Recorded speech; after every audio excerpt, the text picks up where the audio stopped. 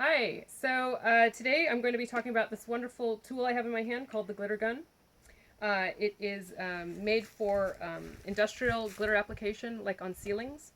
However, it's fabulous for applying glitter on all sorts of surfaces, walls, um, you know, coated, pieces like, maybe parade floats, fiberglass pieces.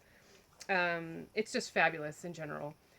It puts out a very nice wide amount of glitter, and this piece on the front is removable, and it allows you to put it on and direct the glitter. So if you're doing a ceiling, you can point it up. If you're doing a floor, you can point it down. Odd shaped, coming at a wall, you can turn it this way and so forth. It's very, very handy having this removable. It's also handy for cleaning it. It's not an electric gun, it is a manually operated. So what you are doing is you are opening up, and this is a hopper, and you have a crank here, which is cranking this tool through here, which takes the glitter, pushes it through a hole down here. It then sort of, in a way, kind of compresses it a bit, and the grinding action actually makes it shoot out the front. So it is extremely simple, but very, very effective. So what we thought we'd do today to give you a look at how it operates and also to see what sort of effect you can get with it is we have this retail store piece here. It's going to go ahead and paint it black and then shoot some silver glitter on it.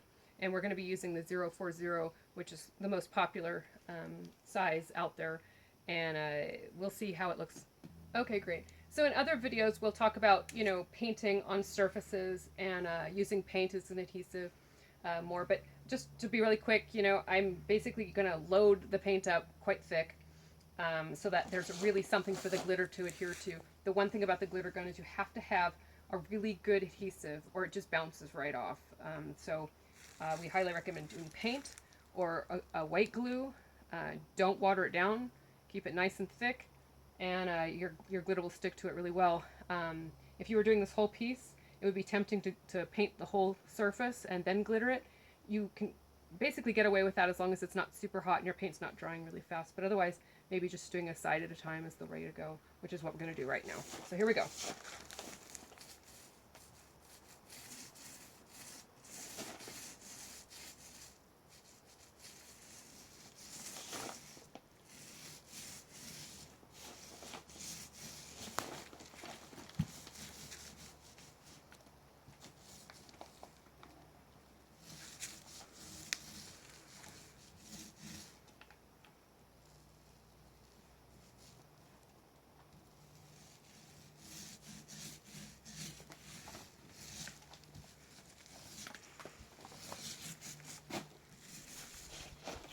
Okay, make sure I didn't miss anything. Okay, here we go. I'm going to be loading up the gun now with the silver glitter. So here we go. I'm going to go ahead and do it a little bit more than halfway, which is way more than you need. And the most important thing with this gun is when you first turn the handle, you're going to notice a splooch. It literally comes out in a very yucky mess. But once that's done, you tend to get a very even coverage. So here we go. The splooch is now done, and I'm ready to do it. Now, it's very tempting to sit there and fire it up like this. That's not what I would recommend. I would recommend firing it up over here and then moving it onto the surface, like so.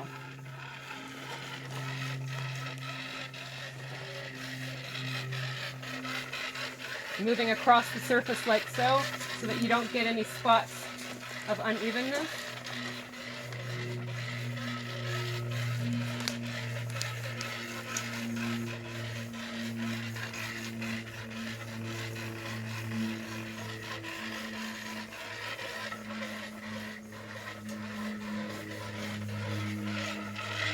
So that right there would be considered accent coverage, which, is very nice. You're seeing a lot of black, you're seeing some silver.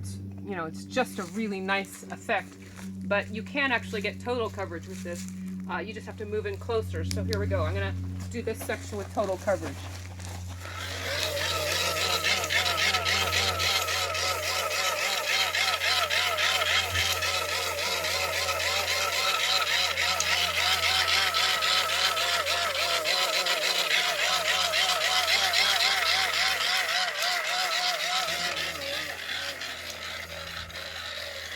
You can see I'm kind of fade out.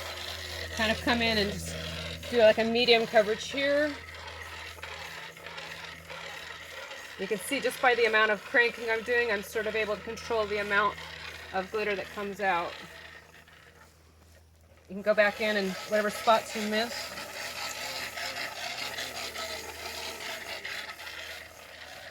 And it's actually for something that's throwing out a fairly abstract, shall we say, amount of glitter. It's kind of going everywhere, but you can see I actually did have a fairly good amount of control. So, you know, instead of having, like right there, it just sort of looks like I have an uneven fade line right there. So I'm actually able to sort of go in there and very carefully direct this and control. So even though it seems like you would have no control, you actually have quite a bit. So I was able to get pretty much complete total coverage down here, fade it up here into slightly more, or slightly less I should say, and then up into what we had the first part, which was the light coverage. So you can see that even though it seems kind of clunky, you're actually able to do pretty much all effects, from heavy to light to accent and so forth.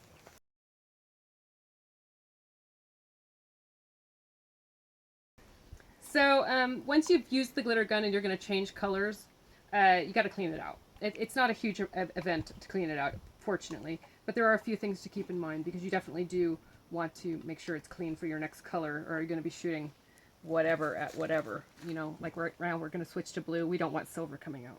So here we go. It's staticky, of course. It's glitter. You all know that. You can use that canned air a little bit, but be careful. If you're going to use it right away, canned air does put out a certain amount of moisture, and glitter likes to stick to moisture, as you know. So if you're putting your gun away for a while, sure, use the air. Even use compressed air if you're in a shop. But if you're going to use it right away, I don't recommend it. It will be a little bit damp and the glitter will stick. So here we go. Dry brush.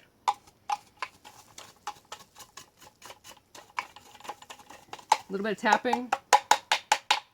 More dry brush.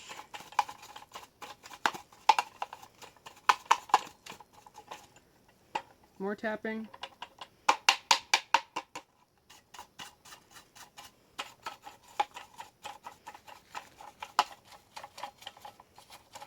I just use the cheap brushes from, you know, the dollar store or hardware store, because you're going to just screw up your bristles if you do this too many times in a day. So, okay. And if you do the old-fashioned blow into it, close your eyes, because, you know, it's a cavity, so it's going to come right back at you like a boomerang. Okay, we're almost there. A little bit more tapping, a little bit more brushing, and I think we have like one piece left, so we pretty much got it all. Okay, second place you want to clean is the spout hole. Okay, so it actually looks pretty good. So I'm going to go ahead and, actually it's very clean. And there's one last spot, and that is down here. Right there, where the crank is. Okay, so that spot right there, you want to make sure that's clean. And, yep, so it's pretty good. And then there's one last thing to keep track of, and it's inside this spout. You can see there's definitely particles in there. In this case, brush, and you can blow on this, because if you blow, it's not going to get on you, it's going to get on whoever that's pointing at. Like so.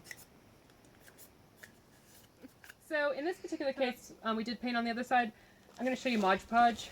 We have this surface of blue, and since we're putting blue glitter over the top of it, we actually want to maintain this. So we don't want to necessarily paint over black and then put blue over it. It looks better to have blue on blue. So we're going to go ahead and use Mod Podge, and we're going to put it on as if it was paint. So I've got a little sponge roller, and I've got a little tray, and we're going to basically treat it like paint. So here we go.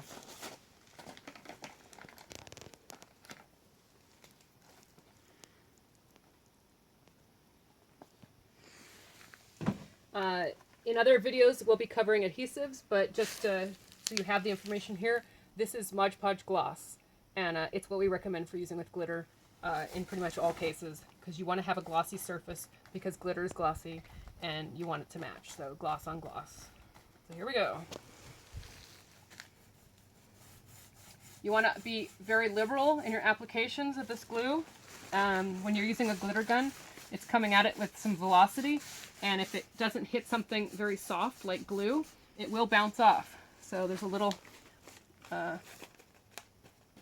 bounce factor that you have to keep in mind. So even though you might want to have a nice thin, beautifully applied glue, don't.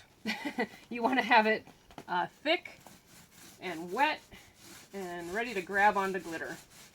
You're really not going to see any of these streaks, but at the same time we're using an ultrafine, so you'd see it more than if you were throwing a chunky at it. If you're throwing a chunky at it, you wouldn't have to worry about the streaks per se. But with ultrafine it does actually show up a little bit. So you want to make it nice and wet, but not super uneven. Okay. Looks like I underestimated the glue a little bit, so I'm going to pour a little bit more in my tray and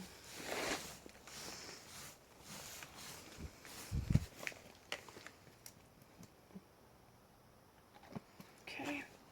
And then the last thing I'm going to do is go back over the whole surface one last time lightly, just to make sure we're still nice and wet. I'm using foam as opposed to a napped like paint roller, just because of the amount of the paint roller will soak up so much of your glue. You probably won't end up with anything for your project, so I recommend foam rollers. I'm not going to go all the way to the bottom because we just did a demo where we used silver and I don't want to get silver on this, so I'm just going to let it be unpainted at the bottom and we'll deal with that on our own. We're planning on putting a trim piece down there anyway. So. Okay, so one last time over it just for good measure, making sure it's very wet.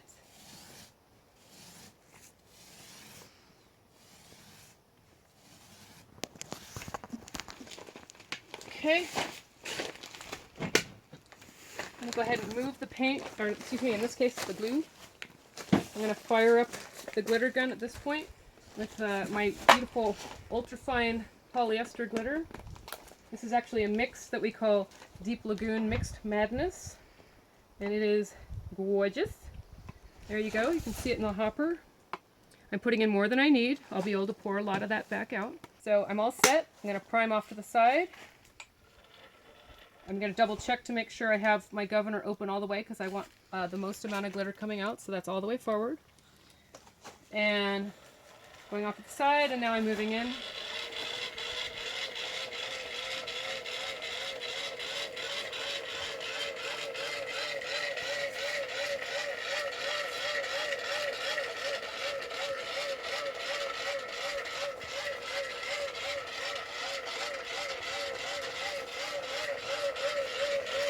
I'm planning to do the opposite, where I have very heavy coverage at the top, medium coverage in the middle, and then lighter coverage at the bottom, just like I did on the black, but in reverse.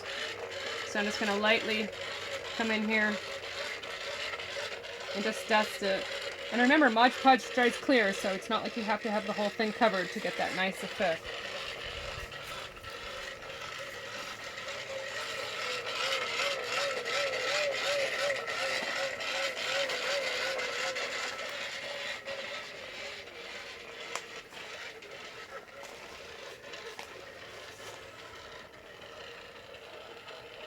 I'm going to get in close.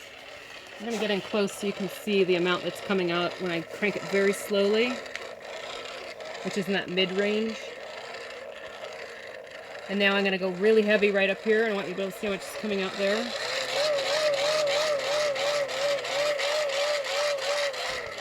And then I'm going to go down to the very bottom where I'm just barely cranking it all. You can see it's just poofing it out very lightly but very evenly. So if you're just doing a very light accent, you just wanted a very undramatic look, this gun will still give you that. Okay, so there you go. So the glitter gun seems like kind of a clunky tool, but the truth of the matter is you can really do fairly controlled glitter coverage with it. You know, all the way from super, super heavy down to a very light accent. So I would recommend it for really, anything that wasn't a super small scale. Like if you were just, glittering little things like that, that would be silly. But, if you're doing floats or you're doing retail store displays or like we did tree branches the other day, these sort of things, absolutely, I recommend it without reservation. So we sell them at bulkglitters.com, and we also rent them. So if you're only planning to do one, glitter project, then probably renting's the way to go. But if you're planning to do, projects often, or you have an art studio, then investing in a gun is a good thing. All right.